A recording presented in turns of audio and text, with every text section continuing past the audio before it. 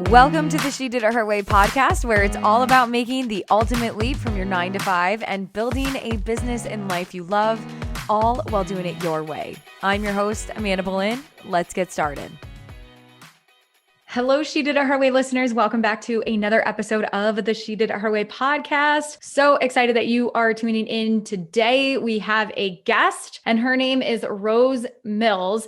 And Rose is just a gem. And I'm excited to share how we met and how our paths crossed. But Rose is a corporate executive turned entrepreneur and a social media strategist, helping female solo entrepreneurs and small business owners get clear on social media strategy, a strategic roadmap that helps to elevate brands from ordinary to extraordinary. And I'm so excited to have Rose on the show to do and share a couple of things. One, share her journey on how she transitioned from corporate to now being her own boss for 2 years and what that experience has been like and the journey so that we can take a peek behind the scenes. And two, share some of her strategies for those of you who are starting out or you're looking for this framework on how the heck can I create content consistently and easily without getting overwhelmed. So Rose, welcome to the show. Oh, thank you, Amanda. I'm so happy to be here. I really appreciate the invitation to join you. Yeah, well, absolutely. I've just always loved, like, ever since we met, we were talking about this 2 years ago at the summit. It's just been such a joy and an honor to be able to see your journey unfold. And you are social media strategist queen. And I thought, let's bring her on and talk about social media planning and all that good stuff. But before we do that,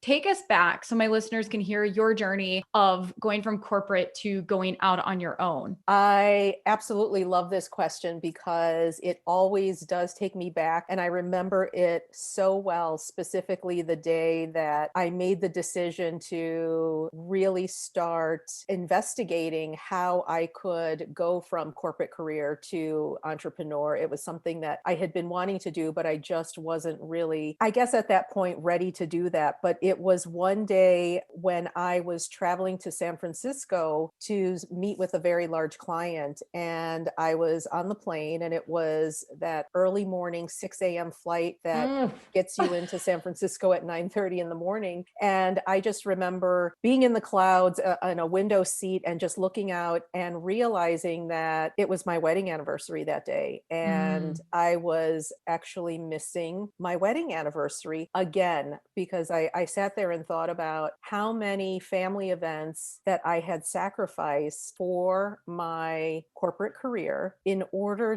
to feel like I had this seat at the table, with every job that I had in corporate. And I just remember thinking, I don't want to do this anymore. I want to celebrate my wedding anniversary with my husband. I want to celebrate, family birthdays. I want to be at these events without having to feel like I need to sacrifice that. So I just started praying, and I asked God, I asked the universe to just kind of, show me the path, what I could possibly do, because another sort of feeling that I was experiencing at the time, and why I probably wasn't moving forward so quickly in this entrepreneur journey that I was seeking, was just this feeling of, was I worthy enough to do this? Was I good enough to do this? What could I possibly be good at that would lead me to believe that I could do this, do something on my own? And so I just really, asked for some guidance on that. And as soon as I did that, I started seeing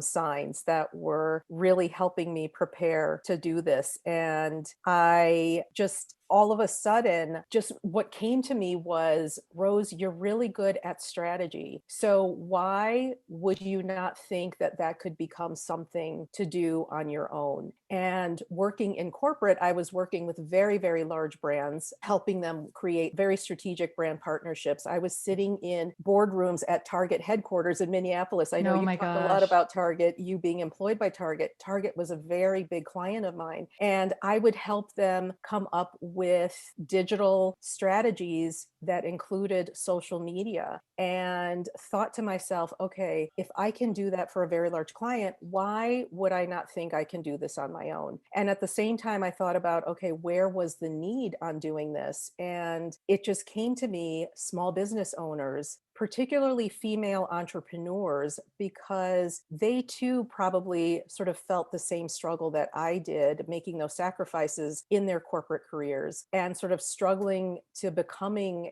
making this decision to become an entrepreneur. Well, they finally did it. Obviously, small businesses don't have the big advertising budgets that big companies and corporations and brands do, but what they did have was the organic nature of social media. And so it was then that I realized, okay, I am going to leverage my strength in strategy, what I do so well, and my love of social media and what I do so well, and turn that into a business in helping female entrepreneurs leverage the organic nature of social media to grow their businesses, to elevate their brands and Mm. support their businesses. So that was 2 years ago. That's so wild. Yeah. And then, what's interesting and what we were just really talking about, what I've, mentioned to you in the past is one of those signs that happened for me was I was in a Facebook group and someone posted about your She Did It Her Way summit that was happening in April of 2019. And I looked into it and I researched you. I found you on Mm. Instagram. I asked you a couple of questions and you were so welcoming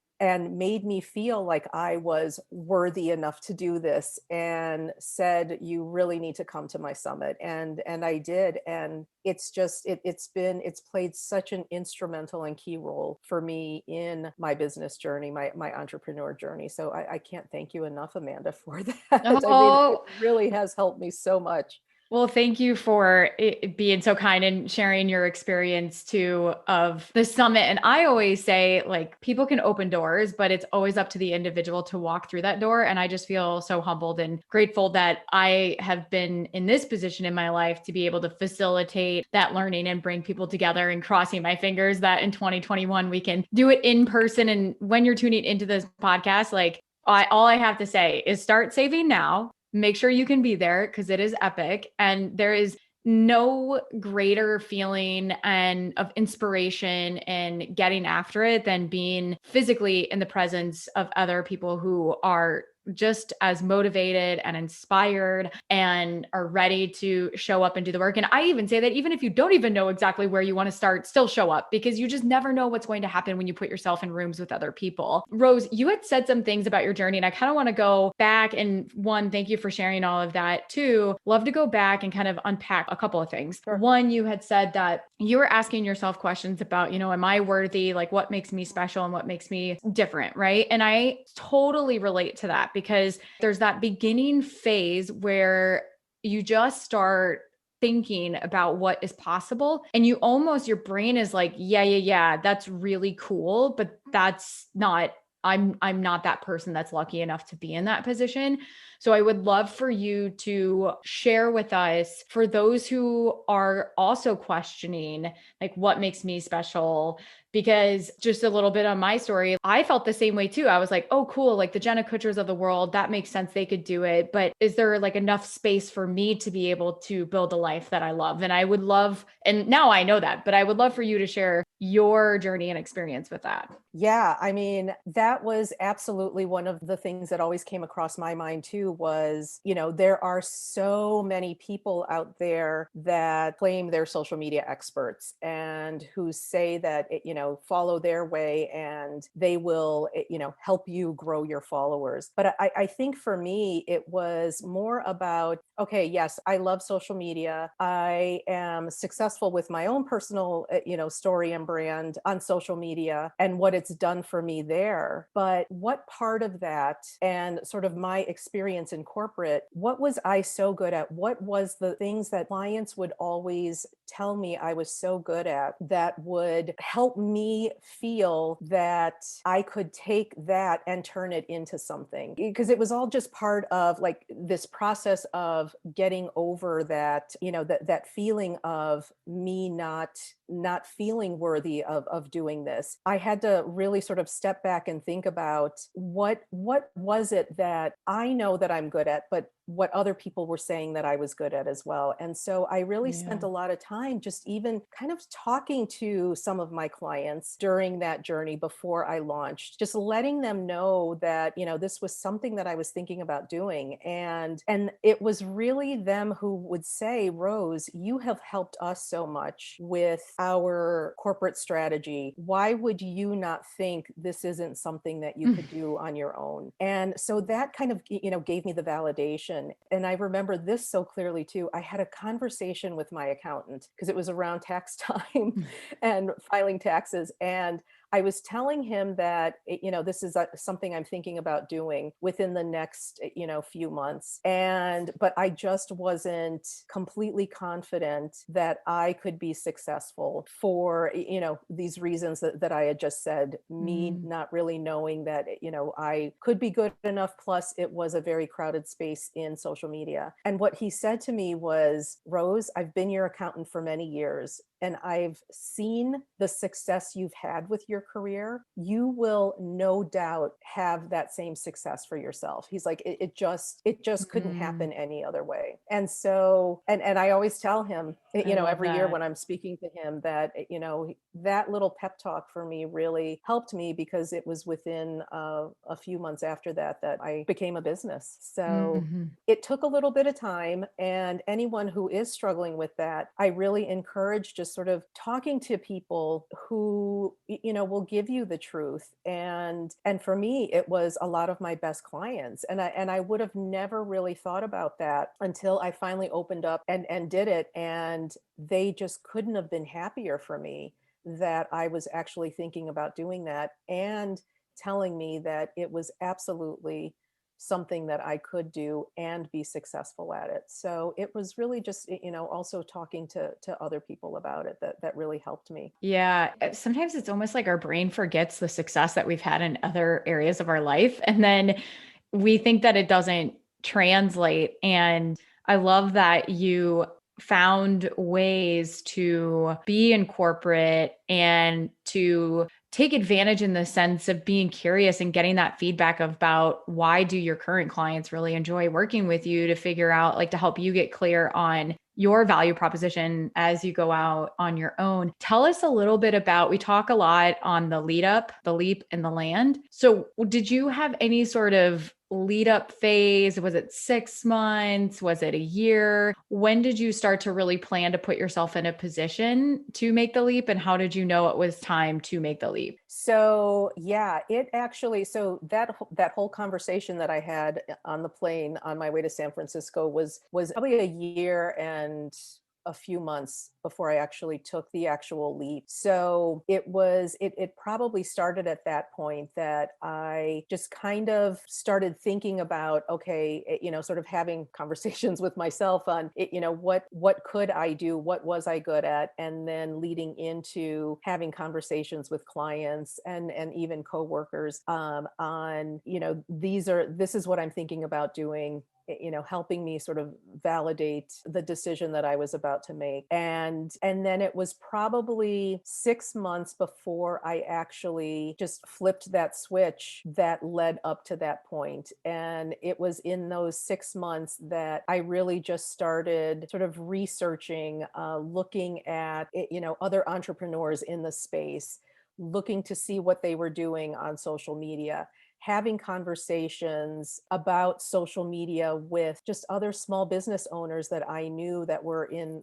my circle of friends, and just really started taking note of specifically what I could, hone in on when I did decide to launch my business. So I would say it took me about 6 months, and it was at one point probably about a month before I actually, like I said, flipped that switch. And then when I say flip that switch, meaning I announced it to everybody on Facebook that I was now a business. I had actually landed my first client. Yeah, it was 6 months probably that got me to that point, and then I landed the first client, and then a month later made that announcement. How did you find your first client, or how did that relationship happen? Yeah, it's really interesting. So my husband and I are members of the Chicago Yacht Club, and they were just looking for, and I was volunteering on the communications committee at the Chicago Yacht Club, and they were looking for engagement strategies, engagement for new members and the current membership. And I just did a very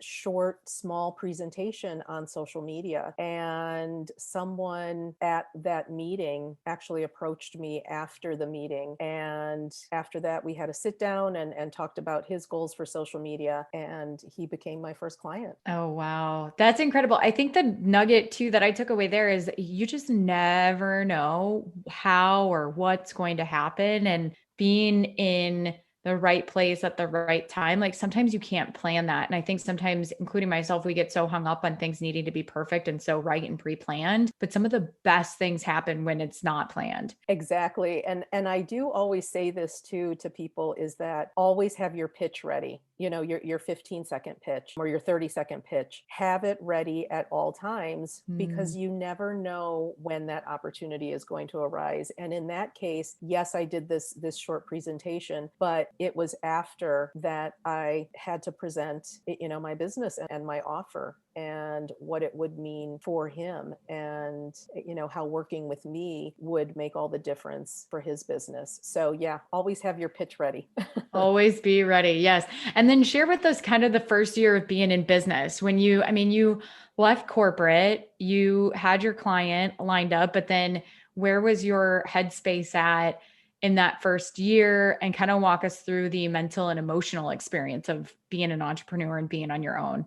Right. And, and that's such a great question, Amanda, because you learn so much within that first year. I think probably for me, the biggest thing that I learned was the idea that I had that I wanted to manage social media wasn't really the joy that I was seeking when I said I wanted to be an entrepreneur. When I made the decision to be an entrepreneur, I wanted to do something that would, stop making those sacrifices that I had to make when I was in corporate, but also I wanted it to bring me joy. And because I felt like, when you work in corporate and you're just kind of being told what to do and you're showing up every day, there really isn't much joy in that. Sure, I would experience joy when I would, create new strategic brand partnerships and we'd see some really great results. But I wanted to feel just this more sort of personalized joy in knowing that I was really helping these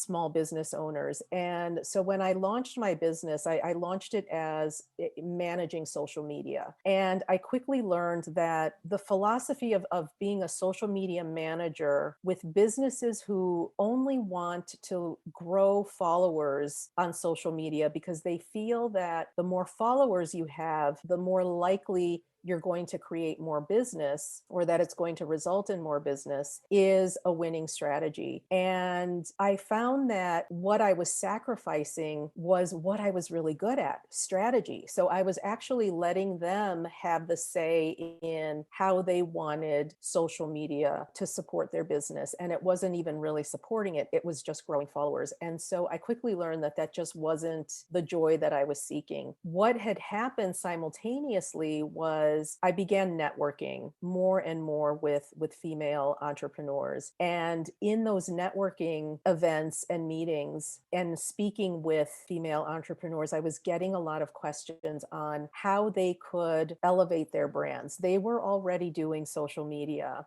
They know it was an important part of supporting their business and promoting their business.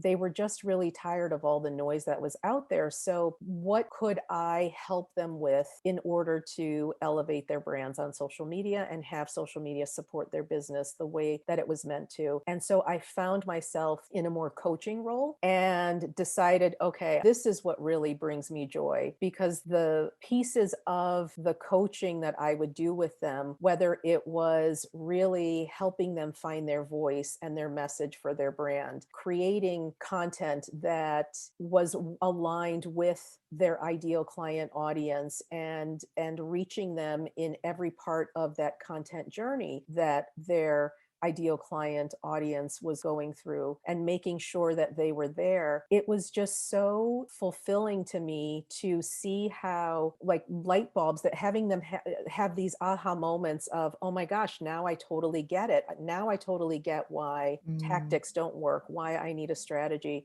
And so that's when I decided to just really pivot my business to coaching. So I went from being agency and managing social media to completely coaching and being a coaching business for female entrepreneurs. I decided that I didn't want to work with men either.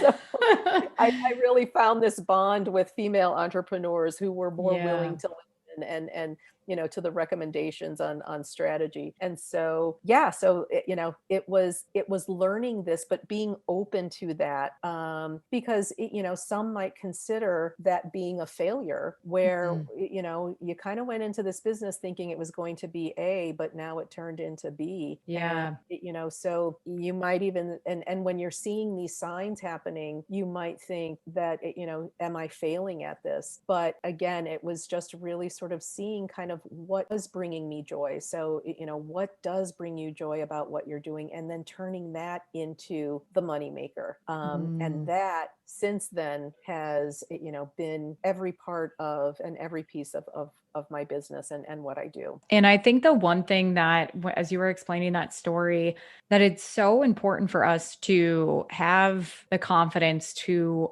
own our desires and to not shy away from them. In that experience that you had shared about, it was the agency model. And then you realized, you know what, this is not what I want to do. And you allowed yourself to have the confidence to say, I'm going to pivot. Right, absolutely. It's a very hard decision to make, because, like I said, it's you sometimes even look at it as it's a failure. And I will be honest, it was a conversation that I had to have with my husband too, because you're thinking about other people in your life, and and telling him that, well, here's where here was my business started as this, but it's not fulfilling for me. It's not creating that joy that I set out to do when I launched my business. And he just looked at me and thought, well, of course. I mean, why wouldn't it be this way? You have to do what's best for you. And not that it was validation for me, but it was just sort of this kind of moment of wanting to kind of tell me, you're not failing, and this is only going to get better. And I found that it absolutely did. Oh my gosh. And I love that, because following those signs and following your gut and your intuition is so important, because if it feels off, it's probably off. And even though you can't necessarily see how things might shake out or work out, trusting that gut and that intuition is so powerful. And Absolutely. yeah, Absolutely. looking back, what is something you wish you would have invested in sooner in your business? So I wish I would have invested in one-on-one business coaching, having Mm. someone who was right there with me at all times during the journey. And I'm talking about before, even probably in that 6 months leading up to when I did make the official announcement. If I had invested in a business coach to get me to that point, I probably would have saved, myself a lot of time and energy, and also that mental well-being. Because when you're doing this on your own, and when you're DIYing everything on your own, you're Mm. often overlooking yourself, your self-care, your mindset, because you're going 1,000 miles an hour to get things done. You keep pushing yourself to learn all the things, to get the systems in place, to make sure things are aligned correctly. And I felt that it was actually not just costing me time, but it was really taking a toll on on myself, on my self-care. And self-care is just something that I'm so aware of. I'm a huge runner. I love running, but I found that sometimes I would push running aside in favor of working more Mm, hours to, to do more research to build this on my own. So that plus there was no one really holding me accountable.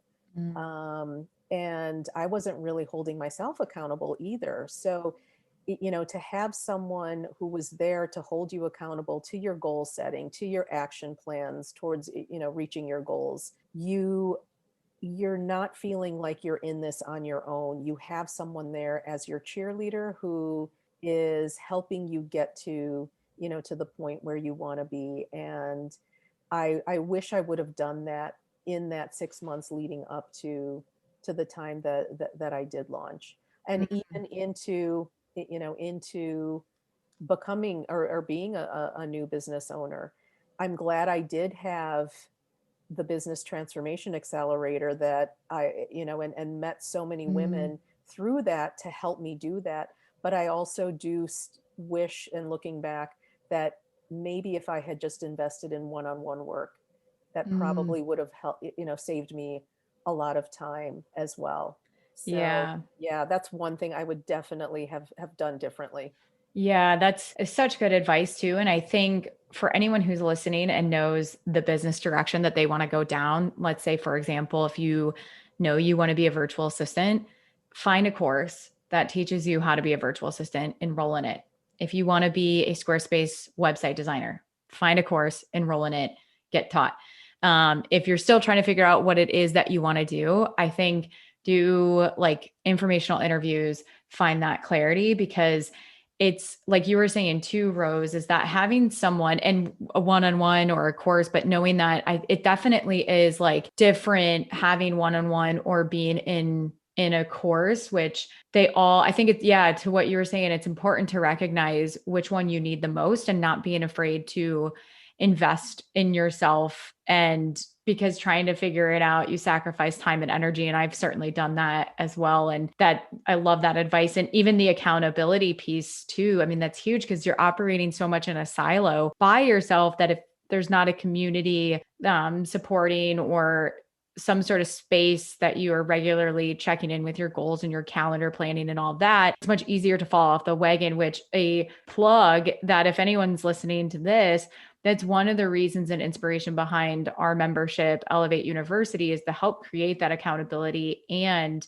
community and coaching for women who are just starting out. And it's focused on let's review your goals, let's plan your goals, let's plan your calendar. What are the next steps? Because it can be really easy to fall astray in the beginning. And if you're just by yourself and your thoughts, that could be a really scary time and place. Absolutely. And you said it, Amanda, it's investing in yourself.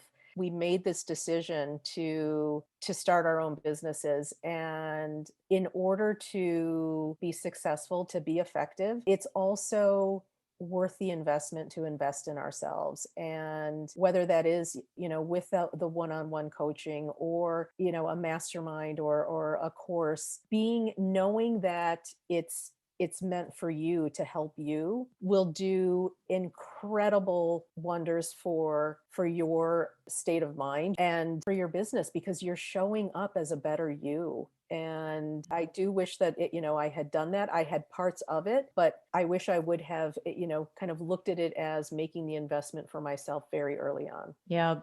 What is something that you are currently working on, whether it's yourself or your business? Like, give us a little bit of an insight to what's going on behind the scenes. Right. So, and as an entrepreneur, I mean, you're constantly growing and you're constantly learning, and there's things that you're failing at, but it's never a failure. It's always a lesson learned. And one of the things that I discovered about 5 months ago, I realized that my message wasn't exactly clear on who I wanted to reach with my content. And so I just decided to kind of sit back and think about, really kind of hone in on my market, my niche. So really taking a good look at Mm, that, really taking a good look at what I wanted to be known for to my market and why. So making sure that what I was offering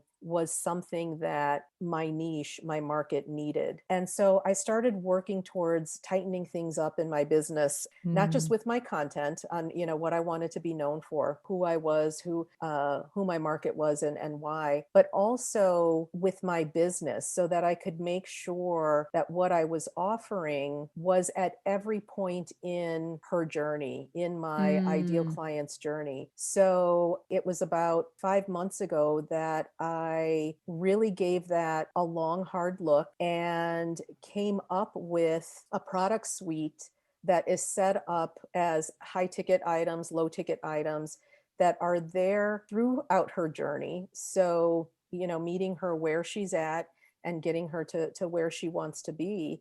But it also set up a very clear revenue stream for my business. And so it took me about 5 months to work through that. But what I'm seeing now as a result is incredible. And I now have the first half of 2021 laid out that way. And now it's allowing me to start working towards what the second half of 2021 will be. But knowing that Mm. it's that journey of my niche, my ideal client audience, and making sure that what I'm offering is meant to help her throughout that journey. And so that's what I was working on the past 5 months, where I'm at now and where I continue to go. Oh, I love it. And just hearing saying like tightening things up and offers and all of that makes my heart sing. But I find that sometimes there's a less clarity, potentially sometimes, not always in the beginning. And then as you begin to do more and take more action, you get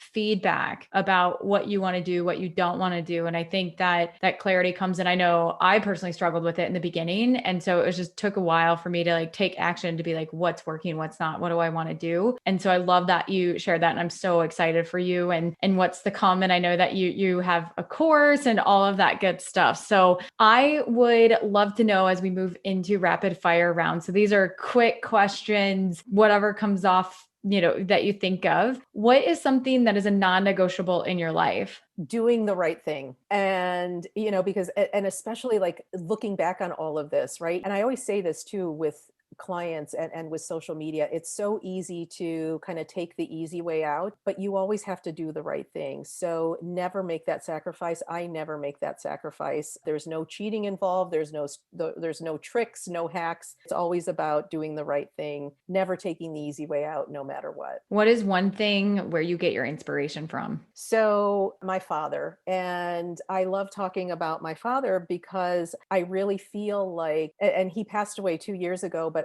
I feel like he's here with me and all Mm. the time in my heart. And it's something that I talk about a lot. And it's something that I'm very well known for, being this very heart-centered type of person. And everything I do is very heart-centered.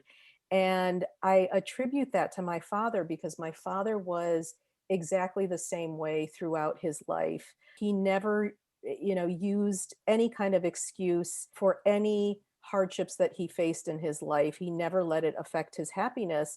He never judged others. He took on every challenge with great courage, and he was just known as the nicest, kindest man. And it's really because he led, with his heart. And so it's something that I do with my business. And even when I'm struggling to find some creativity, whether that's with content or, something else in my business, I always, just kind of go searching in my heart, and just something genuine, authentic always comes from that. That's beautiful. What do you believe that others may think is insane? Oh, I would say, I mean, it's, the the state of our country, the division of our country, and what we just experienced recently. But I'm also very positive about what's happening because I feel like our voices were heard and Mm. we're making change. And it's actually now proof that we can all come together and work together and create Mm. change for the good, doing the right thing. And I'm just very, very hopeful about what's to come. Same. Do you have a quote that you live by or a mantra? Yes, it's won't be easy. Nothing worthwhile ever is. And it's kind of my version or my take on a quote by President Theodore Roosevelt, where his quote was, "Nothing in the world is worth having or worth doing unless it means effort, pain, difficulty." And, again, just back to, doing the right thing, never take the easy way out, because yeah, nothing worthwhile is ever worth the sacrifice of taking the easy way out. What's your favorite book that you've read? It could be business and it could also be fiction. I am, oh my gosh. So I'm not a huge book reader per se, but I have found myself really gravitating towards books by Rachel Hollis. And I just finished Girl Wash Your Hair. And I know it's, a few years after the fact when it was published, but I really came across her recently, and I just I know she's been through some struggles and hardships recently. But I mean, this girl built her business from nothing, and she's not afraid to talk about how she got there. And so I really respect that. And so I've just started reading, or I finished Girl Wash Your Hair, and I'm going to move on to one of her next books. Yeah, yeah. She was on the podcast, I think 3 years ago before her, look, I don't know how you would describe it, or before she blew up, I guess. I Sure. don't know how to Right. say it, but yeah, it was super fun speaking with her, and it was cool to have a conversation with her, and then everything happened. So it's exciting. And she definitely puts it all out there, which is nice to have, just to know like someone being so vulnerable to open up and share that journey is inspiring. What is the best $100 or less purchase one can make in their business? For me, and I recommend this to everybody: social media planning and scheduling tools. Don't do the free versions, make the investment, Mm, because these tools to help you plan and schedule your content in advance and get insights so that you can refine and repeat versus reinventing the wheel mhm. are invaluable. And also it saves you time, because otherwise you'll and if you're not doing it already, you're probably on your phone, on the apps on your phone constantly, which can be very Mm, disruptive and a time suck. So I say invest in the social media planning and yes. scheduling tools. So good. I 100% agree. Oh, Rose, I feel like I could have another hour long conversation with you. Maybe we'll have to follow up and do a part two, but anything else specifically you'd like to share before we wrap up? I mean, just that, one of the signs, I think I touched on this a little bit earlier, that I received in my journey. And I always tell people to be open for the signs, to not be afraid to put it out Mm, there, put it out to the universe, put it out to God, what it is that you're seeking help on, because we can't figure it out on our own. And so I'm very blessed, I'm very lucky that I realized that, and had this conversation on that plane ride to San Francisco, and asked for signs to help me on my journey. And one of the signs, like I said, Amanda, was coming across you in a Facebook group. So mm. one, social media Facebook groups are very, very powerful. I Yeah. will say that you can, I mean, Oh. from a personal perspective, but also from a business perspective, I've really connected with potential clients on Facebook groups, and through social media. But one of the signs was coming across you and seeing this about you, about the She Did It Her Way Summit, and deciding to really go with seeing, okay, this is a sign I need to look into. And I dug into it further and found She Did It Her Way, attended the summit. I am Mm. still connected to a lot of those women that I met at the summit. But to your point that you Oh, I were love that. talking about earlier, being able to have this in person is Mm. probably the best experience that I ever had, because I went into it not knowing a thing, and I was scared to death. And Mm. I knew this was a right sign, this was meant for me to do. I knew that, but I was scared to death walking into that summit and spending 2 days with women I had no idea, I never even met them in my life, and being able to put myself out there. And I walked away after the second day, and I remember walking out of the building, and I decided not to call an Uber. I walked home Mm. from River North up to Lakeview. Oh my for gosh. I hope you had really comfortable shoes. I d I didn't, but I didn't care because I was on cloud 9. I had connected with amazing women.